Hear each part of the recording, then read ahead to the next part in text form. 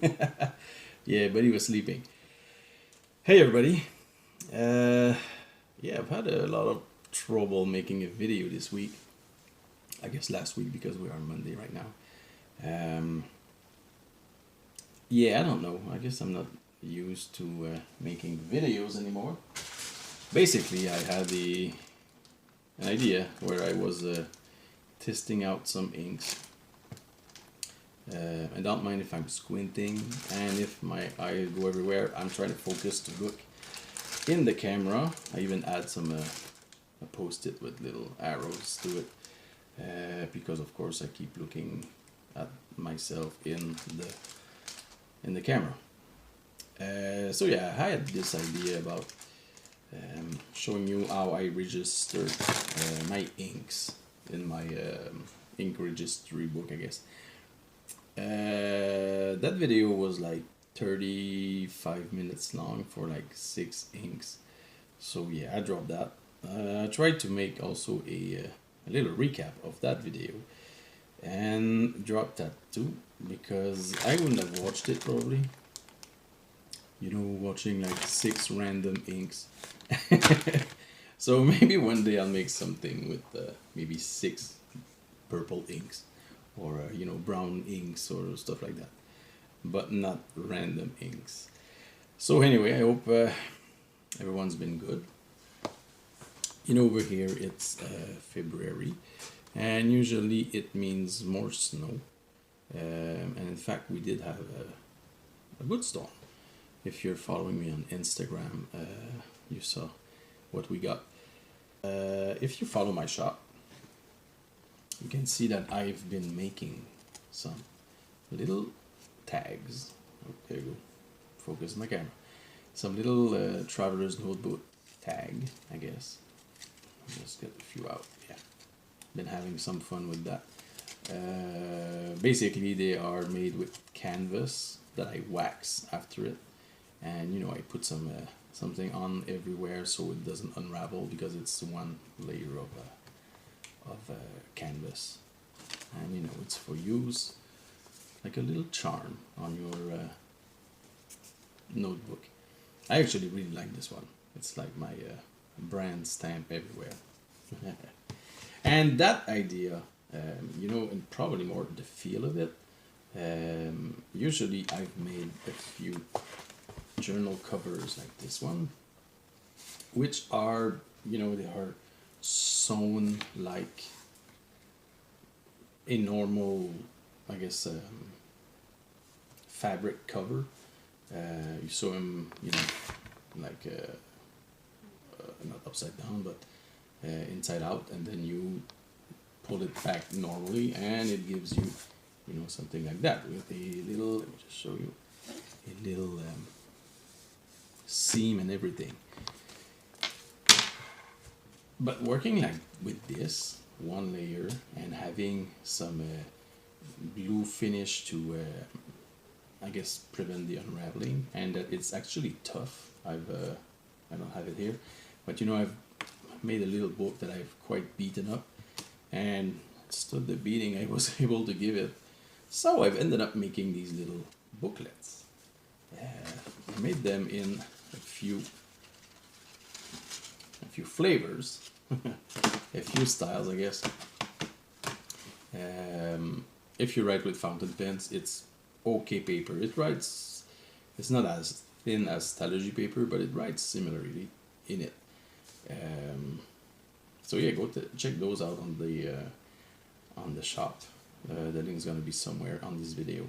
But basically, what I love about this is that the canvas acts like, once it's waxed, like almost like cardboard, or I want to say hard leather, but it's not thick.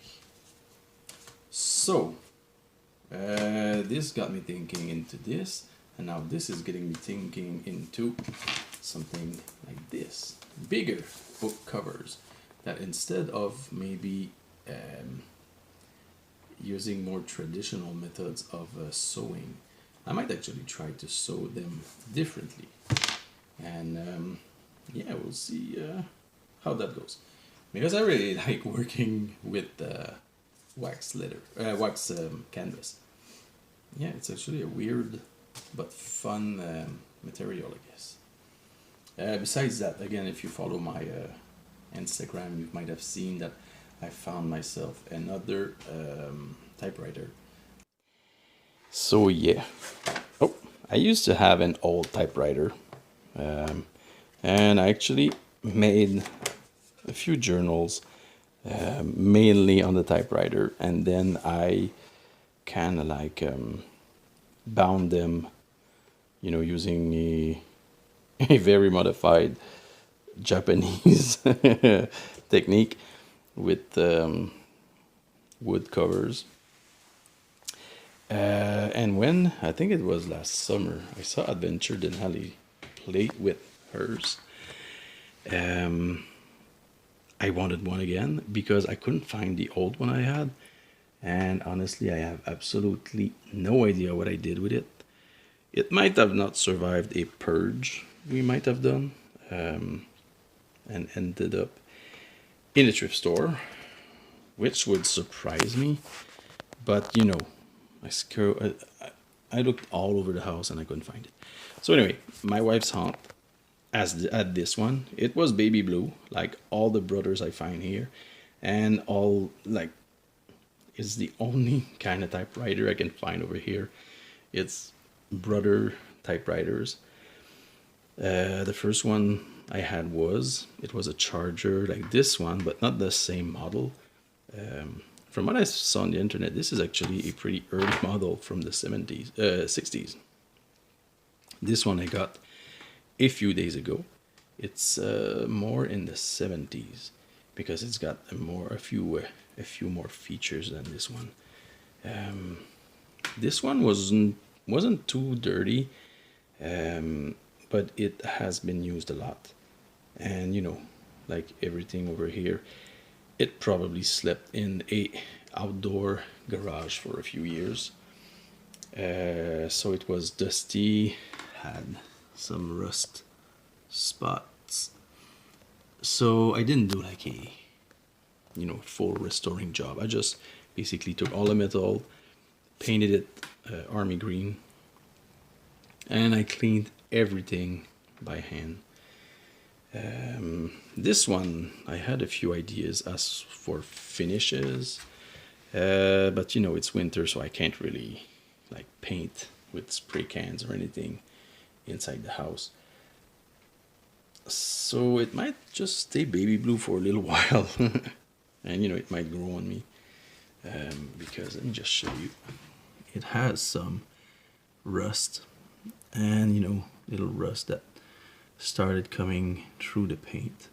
We'll see how much I can get those out, and maybe I'll just learn to live with it, because what I love about this one, besides there's a few ding like here, probably got something hard on the case and it bented it. The little sticker that was on all of them has been ripped off, but besides that, the machine looks like new. I mean, I'll try to show you. It's really dirty with like wood chips and stuff, probably because the case was also a little broken,